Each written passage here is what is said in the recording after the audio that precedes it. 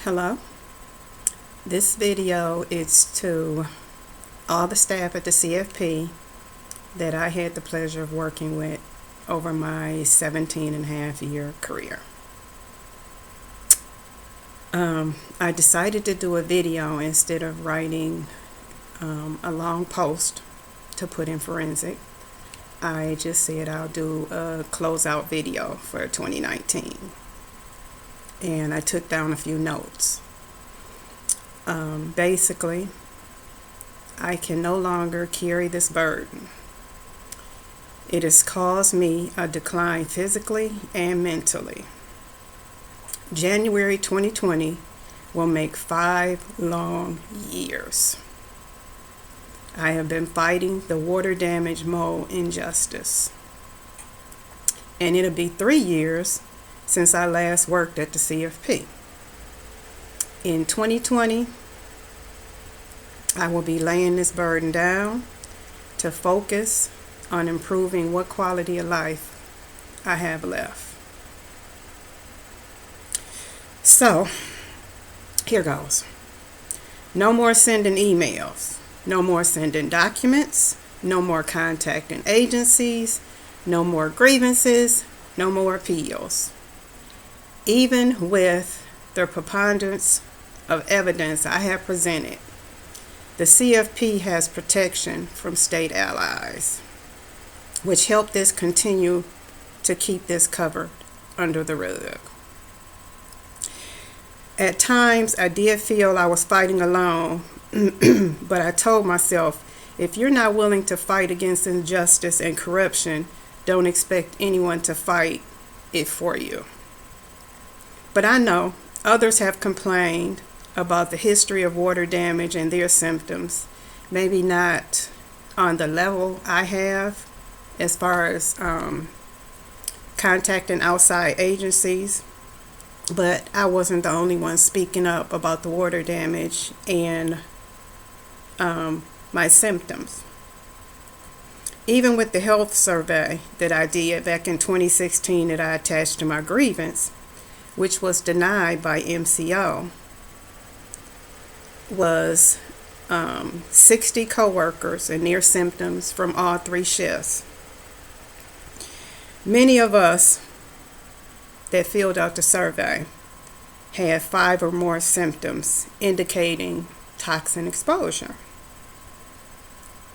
Dr. Richie Shoemaker was the doctor that had discovered the connection between biotoxin illness and health effects.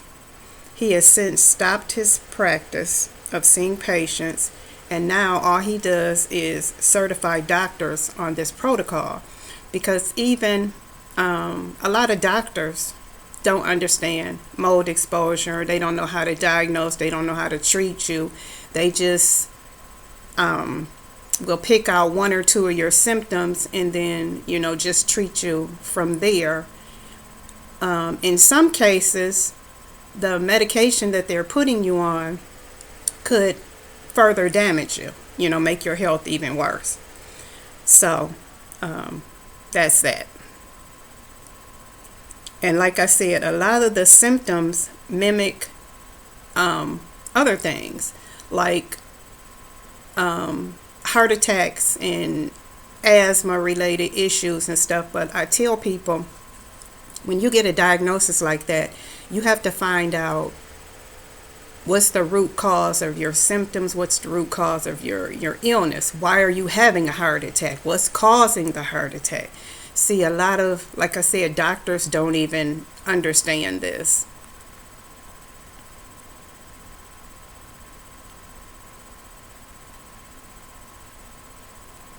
Also, when there are a group of people in a certain area with similar symptoms, that's where the definition of sick building syndromes come from.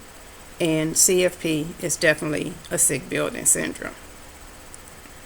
Outside agencies looked into things and dismissed due to the promise of upcoming corrective repairs. And we all see how well that worked out. No state agency has a problem with years of putting Band-Aids on things. wasting money on 5-minute ear samplings, and wasting money repairing, re-repairing, re-re-repairing, and re-re-re-repairing the patient's showers. But I know better, and this demonstrates gross negligence and mismanagement of funds. The system and its allies care not about the health and well-being of the staff and the patients, but only the state's cash cow. Even with the recent class action lawsuit at Women Huron Valley Prison on behalf of the prisoners, it appears the CFP will keep this hitting. Patients at CFP have even spoken on their symptoms and concerns from water damage and mold. Months ago, I did a formal complaint with ORR on behalf of all the patients at the CFP, because every patient care unit there has had years of water damage, unremediated water damage. We have all seen years of stained ceiling tiles. We have all seen out of order signs on patient showers. And know this, when you have water damage, you have 24 to 48 hours to stop the leak, repair, change all damaged materials. If not, mold spores start to grow. So if we sat there and watched years of ceiling tiles, years of out of order showers, you can imagine what's behind those walls and ceilings and floors in that facility. And so back to my complaint.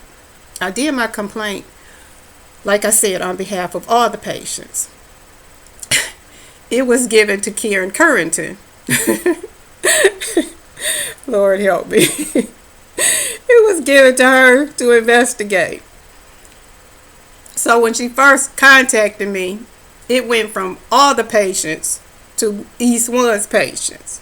Okay, that was a red flag, but okay.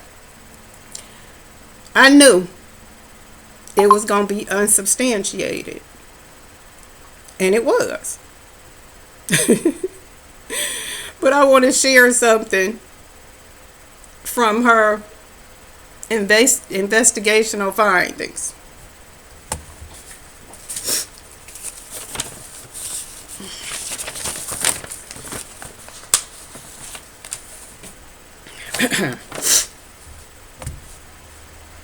On February 13th, 2019, ORR received a complaint from recipient, and his initials in it is in here. I'm not going to mention the initials, alleging that he believed there is mold on the unit because of the symptoms he is experiencing.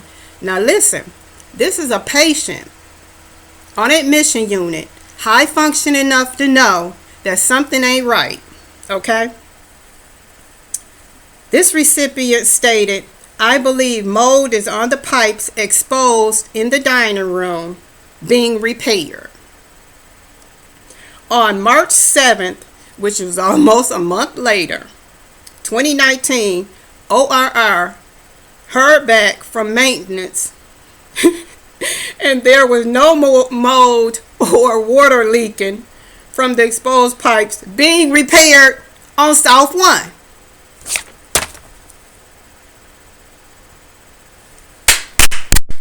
Really? So me being the smart ass that I am, because I'm the kind of person, when I know right is right, you can't tell me anything else. So I emailed her and asked. First, no, I didn't ask. I made a statement.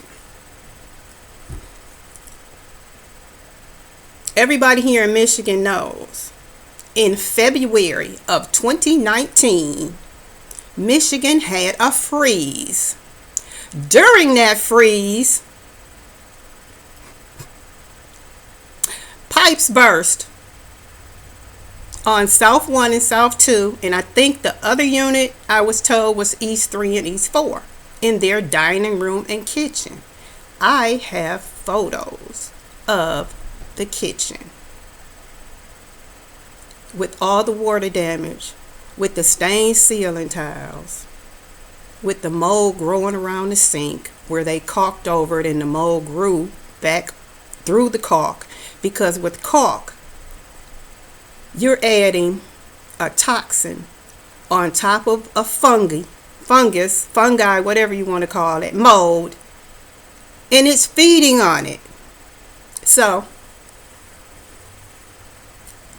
why didn't she know, or did she, that the pipes had burst? Isn't that why it was being repaired? Isn't that why it was being exposed? The pipes were exposed. The pipes were being repaired. The dining room, why the patients were forced for months to eat in their small, cramped day room. That's how you know. They don't even have the patient's best interest.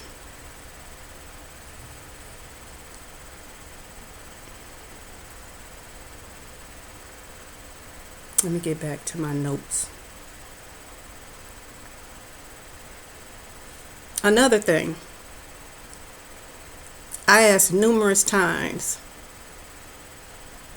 to be allowed to come back to work and wear a mask.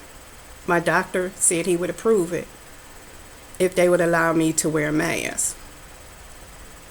When this doctor ran the right tests on me, January 2017, I found out I had 9 different types of mold in me, different mold species in me. So I was seriously ill.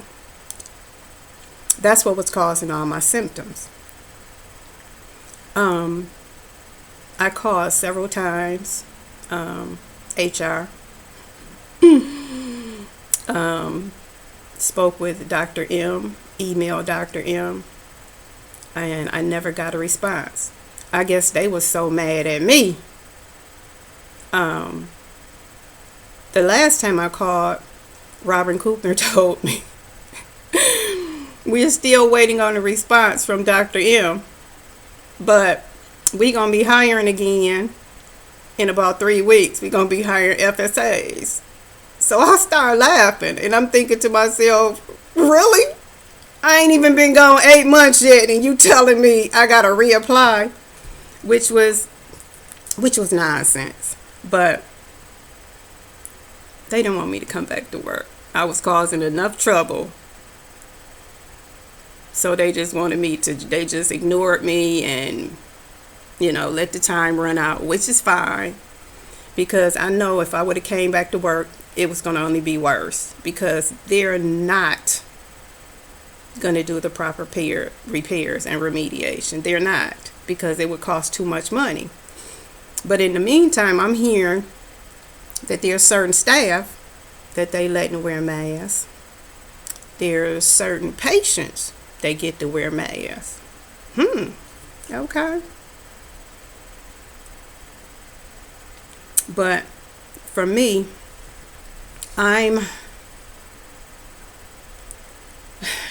part of the 25% of the population with the gene that makes us susceptible to mold. That's why I was severely sick. But like I said, I'm not the only one. Other people there had a lot of symptoms too. And like the survey said, if you have more than 5, you're being exposed to a biotoxin. And then there's people who don't even know they're sick or don't even know they have symptoms, I'm going to give you a few instances. On East 1 alone, my supervisor, Steve Farrell, he used to say, Pat, ain't nothing wrong with me. I don't have any symptoms. But all day long, he in his office doing this.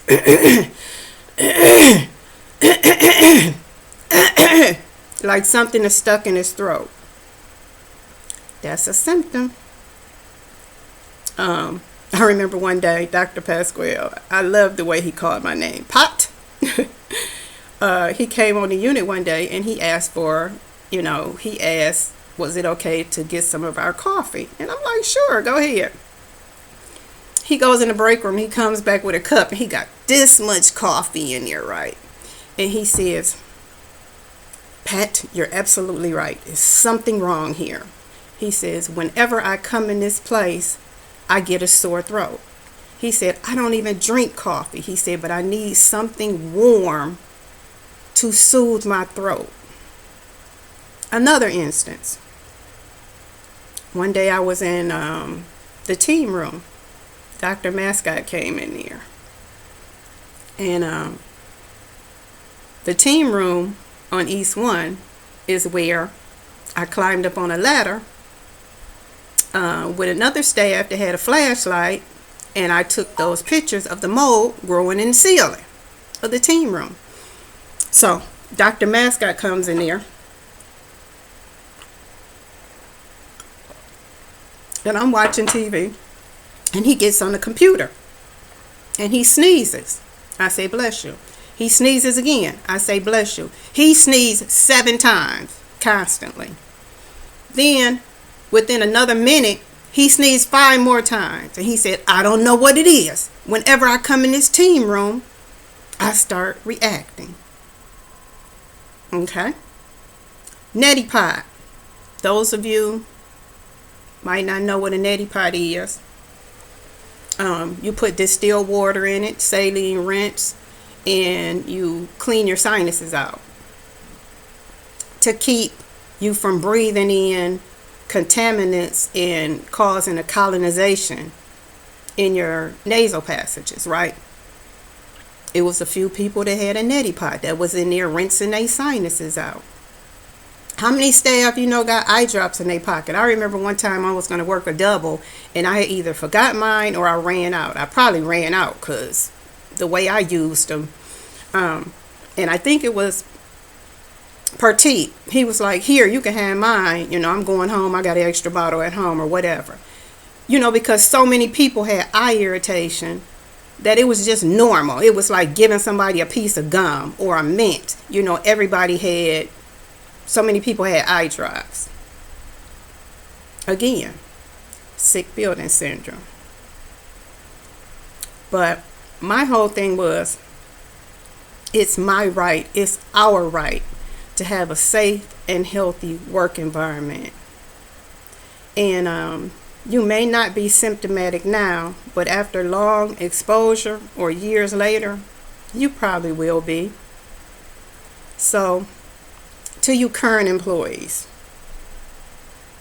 you can now carry the torch and see if they do the proper testing and remediation that CFP, Department of Health and Human Services, has promised ORR, NIOSH, the governor's office.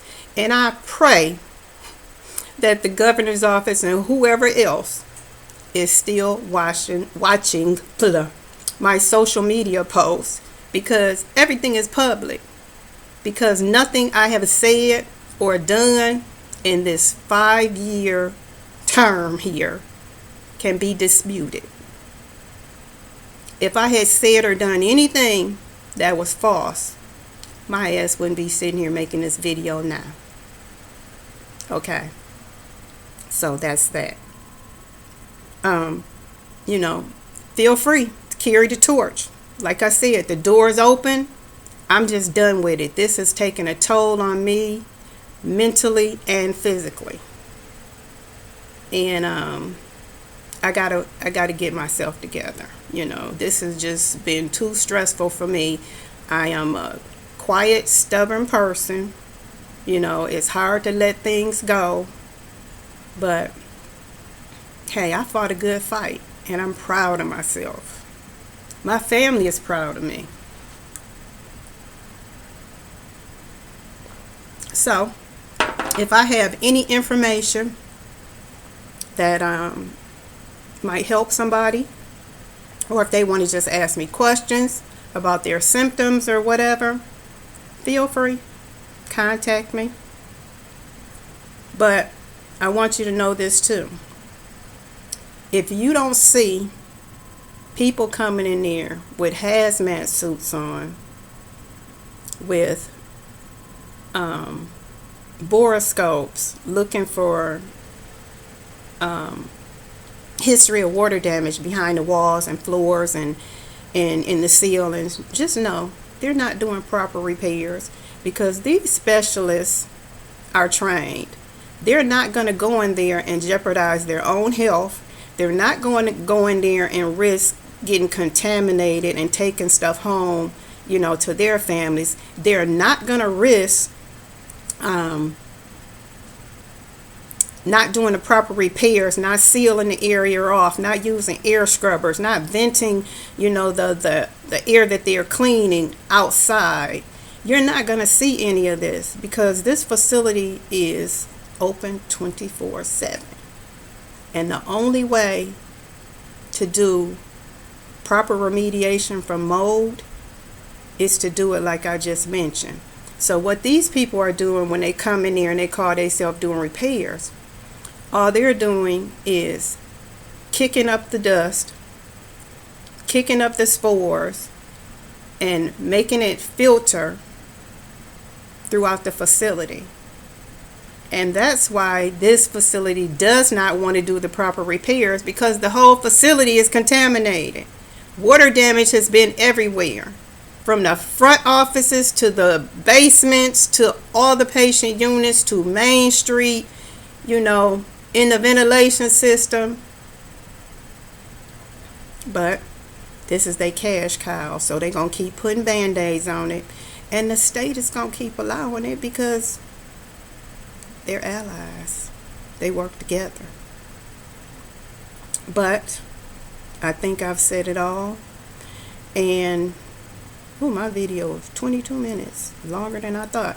But I guess I had a lot to say. But I gotta let this go. So I miss working with so many of you. I have a lot of good memories. I have a lot of crazy stories that I still tell people, despite it all. And I wish everyone the best. I wish everyone a blessed 2020. Take care. Mwah. Smooches.